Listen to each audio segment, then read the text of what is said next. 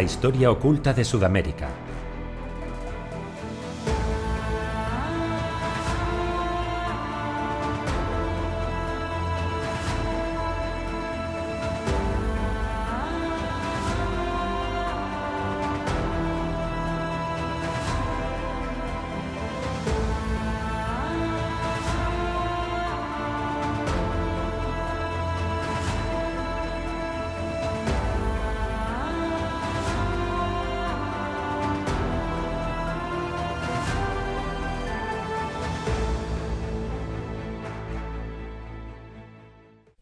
Esta historia surge en lo más profundo de la selva amazónica. Karl Brugger fue el encargado de registrar y publicar la Crónica de Akakor, obra basada en el testimonio de Tatún Kanara, quien se presenta como el príncipe de la tribu de los Uga Mongulala, un pueblo que tiene recogido todo lo sucedido desde hace 15.000 años, en el lenguaje de los antiguos dioses, desde su llegada procedente de las estrellas, así como la creación de las diferentes tribus indígenas de Sudamérica, la llegada a este territorio del pueblo nórdico europeo de los godos o la de los españoles en busca del Nuevo Mundo e incluso de los nazis de Hitler. Comienza la Edad de Oro con la llegada de los maestros antiguos, así cuenta.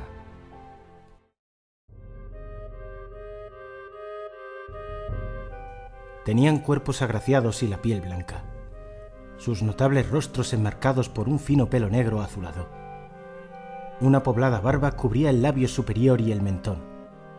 Al igual que los hombres, eran criaturas vulnerables de carne y hueso. Pero el signo decisivo que distinguía a los padres antiguos de los hombres eran los 6 dedos en cada una de sus manos y los 6 dedos en cada uno de sus pies. Constituía la característica de su origen divino.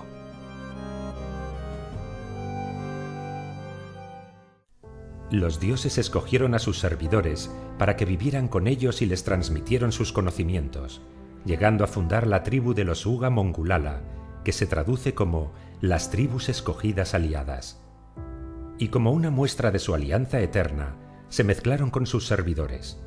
Así, los Uga Mongulala se parecen físicamente a sus divinos antepasados, pero sin los 6 dedos en manos y pies. Con sus conocimientos, construyeron primero Acanis, primera fortaleza, situada en México, después Akakor, segunda fortaleza, y por último Akajim, tercera fortaleza. Akakor está situada sobre un valle elevado en las montañas en la zona fronteriza entre los países llamados Perú y Brasil.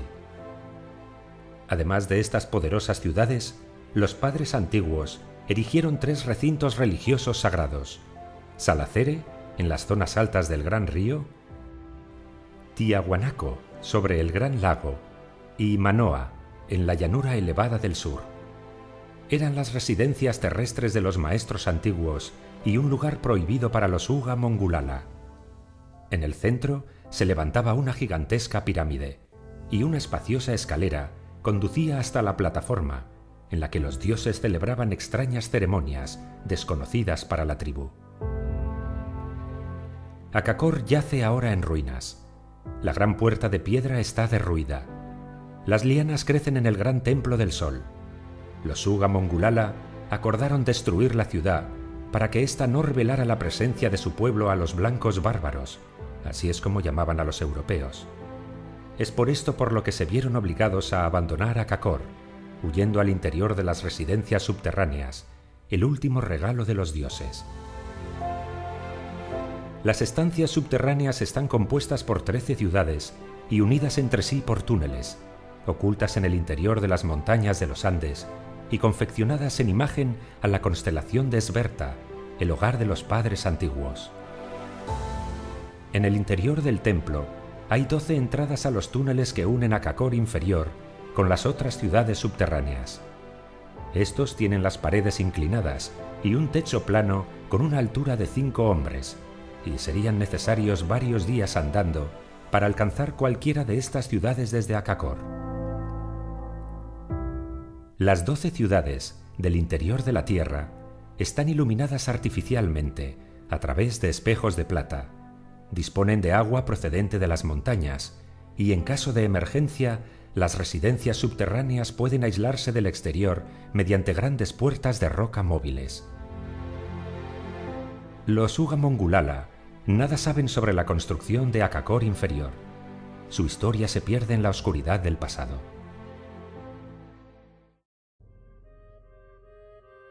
Y los dioses gobernaron desde Akakor. Tenían naves más rápidas que el vuelo de los pájaros, naves que llegaban a su punto de destino sin velas y sin remos, tanto por la noche como por el día. Tenían piedras mágicas para observar los lugares más alejados, de modo que podían ver ciudades, ríos, colinas y lagos. Cualquier hecho que ocurriera sobre la tierra o en el cielo quedaba reflejado en las piedras. Pero lo más maravilloso de todo eran las residencias subterráneas. Y los dioses se las entregaron a sus servidores escogidos como su último regalo. Porque los maestros antiguos son de la misma sangre y tienen el mismo padre. Pero llegó el día en que los dioses abandonaron a los Uga Mongulala. En ese momento comienza el año cero de la crónica de su pueblo y también un periodo de oscuridad. En el año 13, que corresponde al 10.468 a.C. de nuestra era, sobreviene la primera gran catástrofe, que afectó no solo a su pueblo, sino también a otras civilizaciones de todo el mundo, y es recogido por muchas culturas. En algunas lo conocen como el diluvio. Lo que estaba abajo se puso arriba, y lo que estaba arriba se hundió en las profundidades. En este caso, el pueblo de los Uga Mongulala se refugió en las residencias inferiores, tal y como les ordenaron los dioses antes de su partida. Pero, ¿cómo sabían estos dioses qué acontecimientos sucederían en la Tierra? Los Uga Mongulala hablaban de otra raza, posiblemente extraterrestre, con la que estaban en guerra sus dioses.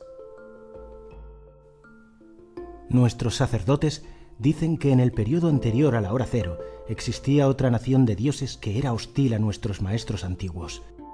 Según las imágenes del gran templo del sol en Akakor, las extrañas criaturas parecían hombres, tenían mucho pelo y eran de piel rojiza. Como los hombres, tenían 5 dedos en las manos y 5 en los pies. Mas de sus espaldas crecían cabezas de serpientes, de tigres, de halcones y de otros animales. Según narran las crónicas de Akakor, después de esta catástrofe la estructura geológica del terreno cambió y los lugares sagrados de Salacere, Tiahuanaco y Manoa fueron destruidos por la furia terrible de los dioses. A esta primera catástrofe le siguió otra. Castigaremos al pueblo, lo erradicaremos de la faz de la tierra, al hombre y al ganado, a los gusanos y a los pájaros del cielo, porque han rechazado nuestro legado. Los Uga Mongulala estaban al borde de la extinción a consecuencia de las guerras con otros pueblos, pero según narran sus escritos, los maestros antiguos regresaron. En el año 7315 y 3166 a.C., los maestros antiguos de las tribus escogidas regresaron a Akakor y asumieron el poder. Los dioses apenas permanecieron 3 meses con los Uga Mongulala. Seguidamente abandonaron de nuevo la tierra. Tan solo los hermanos Lhasa y Samón no regresaron al lugar de sus padres antiguos. Lhasa se estableció en Akakor. Samón voló hacia el este y fundó su propio imperio. A menudo Lhasa estaba ausente con su disco volante, visitaba a su hermano Samón, volaba al poderoso imperio del este, y llevaba consigo una extraña vasija que podía atravesar el agua y las montañas. Las crónicas no recogen exactamente dónde se asentó Samón. Lhasa era el hijo elegido por los dioses, y según cuentan nadie podía derrotarle ni matarle. Él fue quien reconstruyó el antiguo imperio e incluso lo amplió, ordenando la construcción de nuevas fortalezas, entre ellas Machu Picchu. También construyó la ciudad de Ofir, en la desembocadura del Amazonas, que estuvo comerciando con el imperio de Samón durante 2000 años. Durante los 300 años de su reinado, sentó las bases de un poderoso imperio. Luego regresó con los dioses. El siguiente hecho histórico tuvo lugar en el año 7951, 2470 a.C., cuando Viracocha, segundo hijo del rey Shinkaya, descendiente de Lhasa, quiso reclamar su poder y desafió las leyes de su pueblo para finalmente abandonarlo, fundando su propio imperio, el Imperio Inca, el cual bajo su mandato se convertiría en una gran potencia que llegó a amenazar a la tribu elegida. Esta traición fue predicha por los sacerdotes que podían vislumbrar el futuro y sabían interpretar las señales, y sabían que traería consecuencias desastrosas, culminando con la llegada del hombre blanco. Los incas se extendieron sometiendo a muchas tribus y aumentando su territorio en perjuicio del pueblo escogido. Pero sucede un hecho determinante, la llegada de los godos, así es como ellos se hacían llamar, que provenían del imperio de Samón, hermano de Lhasa. Los godos sabían de la existencia de los Uga Mongulala porque en su tradición los conocían como su pueblo hermano. Según los relatos de los godos, también su historia tenía un origen divino. Muchos miles de años después, los godos se vieron forzados por el hambre y por las tribus hostiles a desplazarse hacia tierras extranjeras, y viajaron a las tierras de su pueblo hermano. Así fue como los godos llegaron al imperio de las tribus escogidas, y así fue como se establecieron en Akakor. Ahora existían dos clanes más una solamente. No hubo ni peleas ni discordias. La paz reinaba entre ellos. No hubo ni violencia ni disputas. Sus corazones estaban apaciguados. No conocían ni la envidia ni los celos.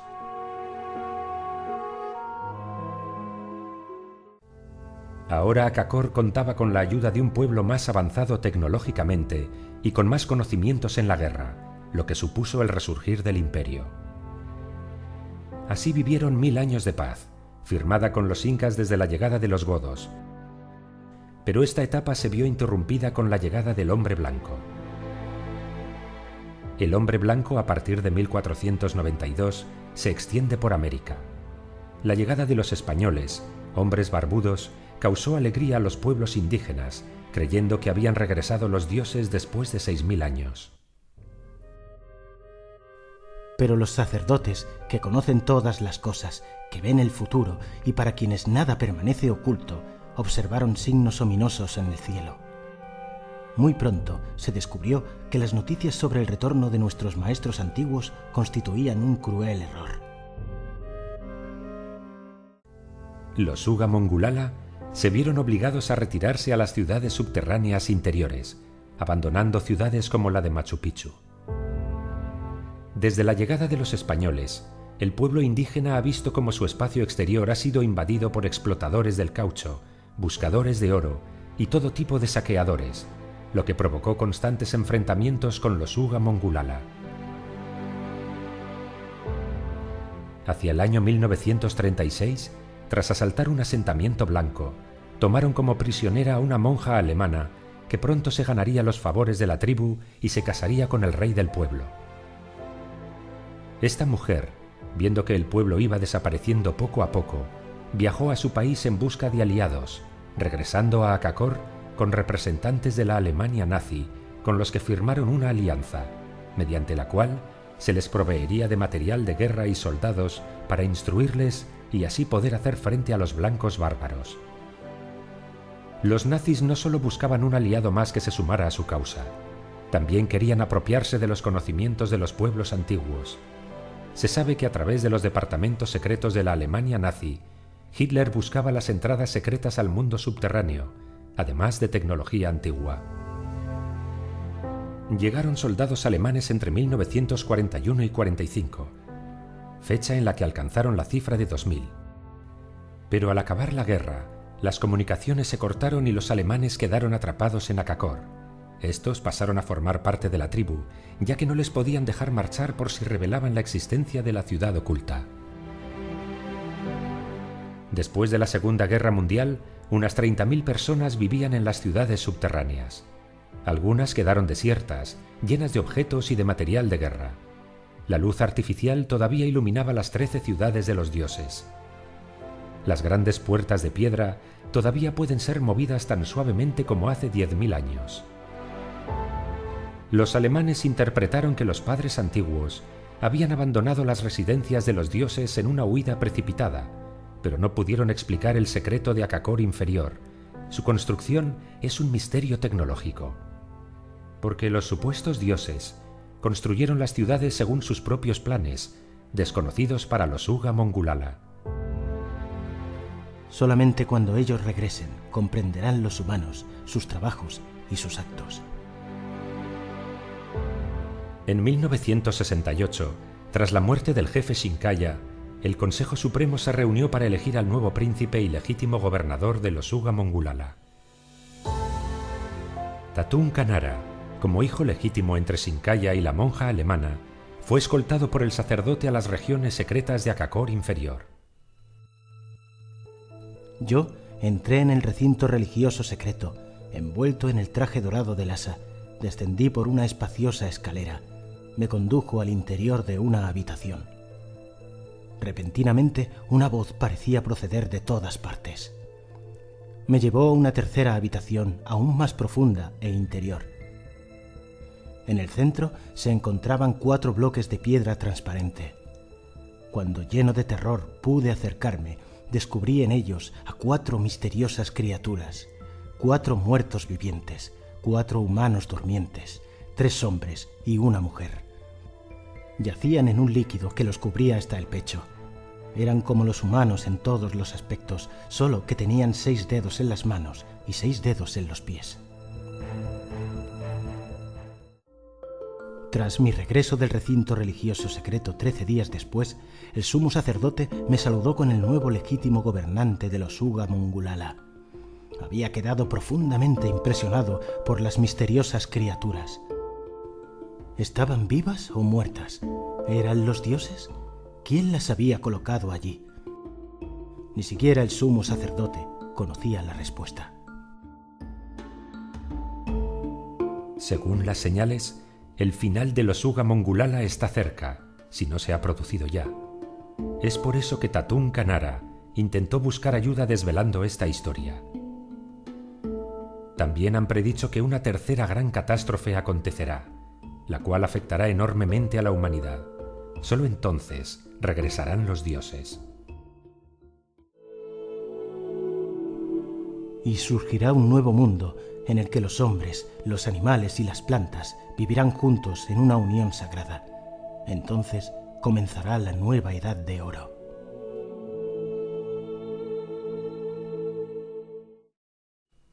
¿Es posible que esta historia sea auténtica? ¿O acaso fue solo una invención de Tatun Kanara o incluso el periodista alemán Karl Brugger? No podemos saberlo con certeza, pero hay tantos detalles en el relato que nos hacen plantearnos la posibilidad de que Akakor sea real, en contraposición con la historia oficial. Sería una más de las tantas experiencias relatadas por todo el mundo que no encajan con la historia preestablecida. Un misterio que, de momento, sigue sin respuesta.